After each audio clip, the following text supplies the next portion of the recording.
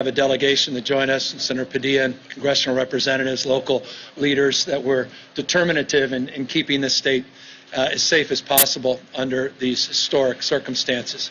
3 years of a mega drought, the driest on the West Coast in over 1,200 years, and we've now had 3 weeks of mega floods. Some of the worst and most acute and damaging floods in California's history, some approximating, though not quite as acute, as the 1862 Great Flood in California. The scale and the scope of these floods is hard to understand unless you get out, and that's why I couldn't be more grateful to the President for taking the time to come out again to the state of California, take a look firsthand at some of the damage. But more important, I think, in moments like this is not just looking at the damage, but really reflecting on the spirit and pride of community coming together.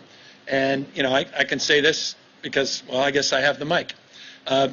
One of the things that I've long admired, I think the American people admire about this president, is there are few people with the empathy, the care and compassion that he has, and you see that demonstrated in times like this. And if you have any cynicism about the world we're living in and leadership, I challenge you to spend a little time with the President of the United States meeting with people that have been directly impacted by these kinds of experiences. And so it reinforces and distills a sense of, yes, well-being for me as governor of the state of California, but more importantly, I think just gives all of us, a little bit more confidence in our fate and future and the world we're trying to build. And so I want to just say this, and before I bring up the President, this has been challenging. 21 lives have been lost. That does not include that 5-year-old boy. We had over 200 search and rescue folks out there over the course last week plus. The only thing they found is that one shoe, that one Nike shoe. And we won't give up until we find Kyle. And hopefully, miracle of miracles, he'll be okay. But 21 known deaths so far. We had 9 atmospheric rivers, a stacking of stress, this conveyor belt going back 22 days, trillions of gallons of water. The state of California, we estimate over 1,400 heroic rescues. Those are the lives that were saved that didn't become headlines. I say this often about politics. Unlike baseball, you don't get credit for saves. All the extraordinary work, 93 agencies, local, state, regional, federal agencies coming together, doing heroic work 24/7. Folks that you would expect from FEMA and folks that we would come to expect at CAL FIRE and our local police and fire and sheriffs, but also our Conservation Corps. Incredible work the National Guard did to mitigate damage, to pre-position, to prevent, to save lives. That was our #1 priority. In closing, we're now here talking about turning the page, and we're talking about the resilience of California. We're talking about being here when all of you are gone, when the cameras are gone, when all the attention, spotlights taken off. That's when California is at its best, and we do our best work. But we could not do that without federal support. Final words.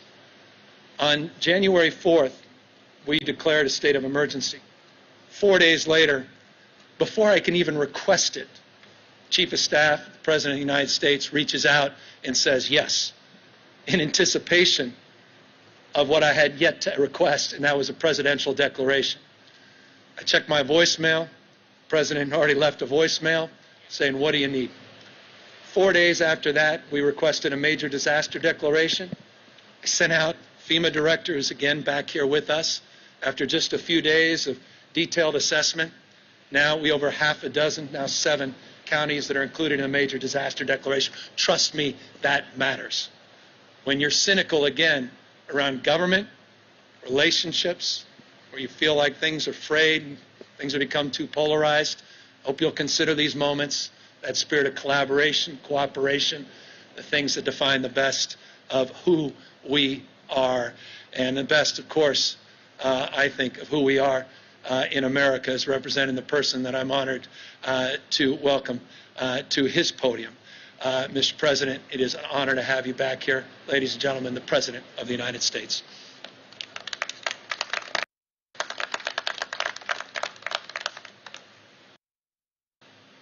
Well, Governor, you and I got to stop taking these motorists. A bunch of them. If anybody doubts the climate is changing, then they must have been asleep for the last couple of years.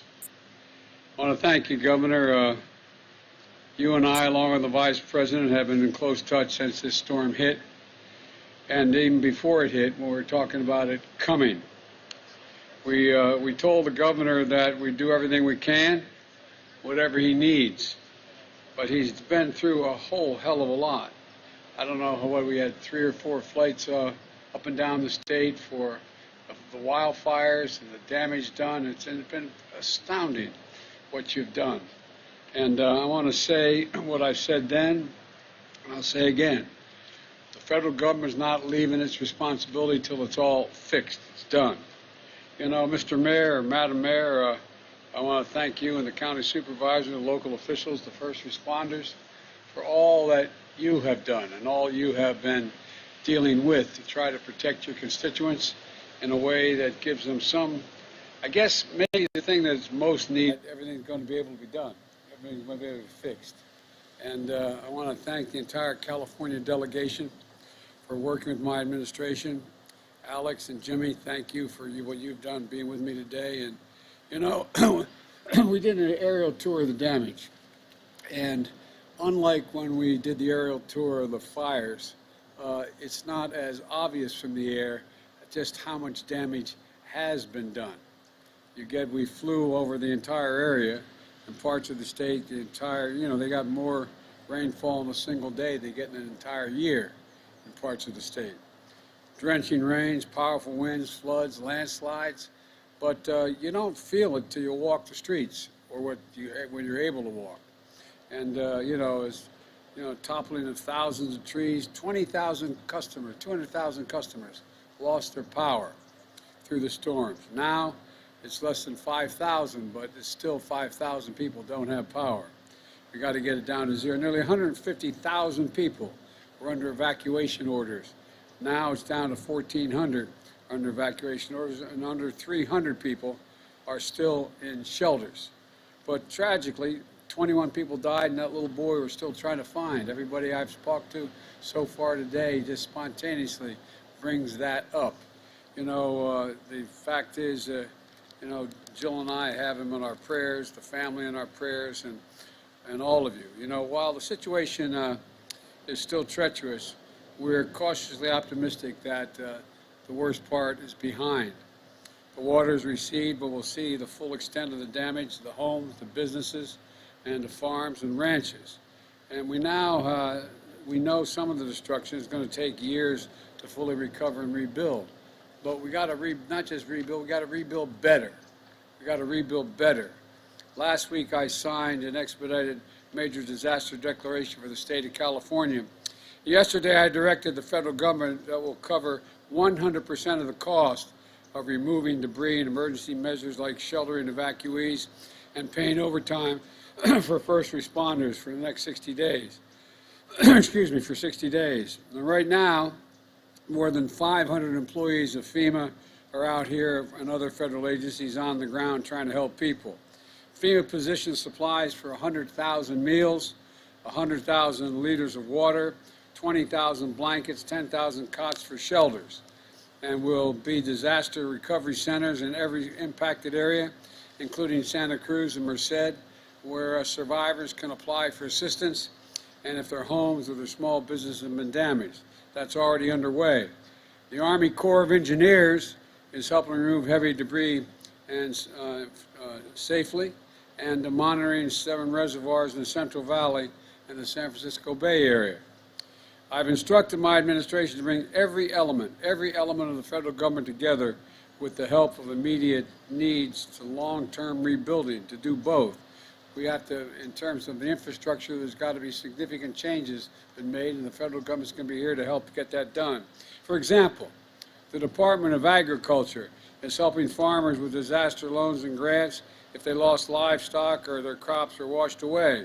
So the Small Business Administration, and some of you were with me when I just went through the small business along the piers here, it's devastating what happened.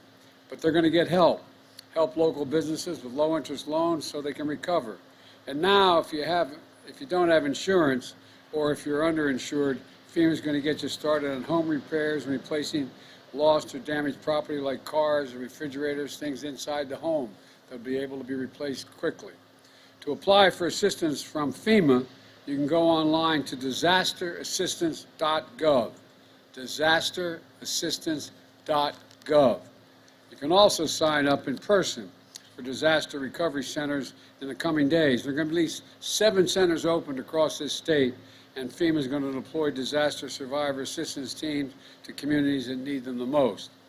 We can go to the FEMA website to find that location. And look, as I've said on other disasters, the key is not just building back, it's building back stronger. Just because since I became president, we've spent $9 billion in disaster assistance to California for the extreme weather events they've had to go through. $9 billion, and these weeks have shown the compounding effect of the disasters. For example, places that were ravaged by past wildfires are now at a higher risk of landslides. Extreme weather caused by climate change means stronger and more frequent storms, more intense droughts, longer wildfire seasons, all of which threaten communities across California. So we have to invest in stronger infrastructure to lessen the impacts of these disasters because they become cumulative in a sense. We've already allocated funding from the infrastructure law that I signed a year ago and more than $16 billion for more than 480 projects across this state. We're making the California power grid more resilient, building stronger levees, clearing hazardous fuels, and reforesting lands, to protect against wildfires. And together, we can better prepare for future disasters, reduce the damage they cause, and the people's lives and livelihoods that are affected. So let me close with this.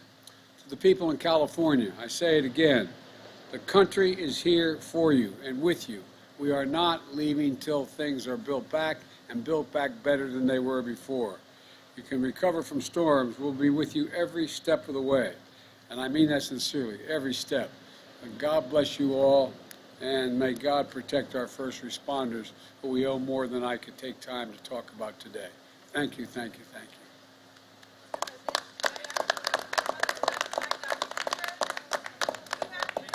you. You know, I will answer the question, but here's the deal. You know, what quite frankly bugs me is that we have a serious problem here we're talking about. We're talking about what's going on, and the American people don't quite understand why you don't ask me questions about that. But having said that, what's your question? You have regret that you did not reveal the existence of the documents back in November before the midterm. Just hang on, okay? Look, as we found a handful of documents were filed in the wrong place. We immediately turned them over to the archives of the Justice Department. We're fully cooperating and looking forward to getting this resolved quickly. I think you're going to find there's nothing there. I have no regrets. I'm following what the lawyers have told me they want me to do. It's exactly what we're doing. There's no there there. Thank you. All right.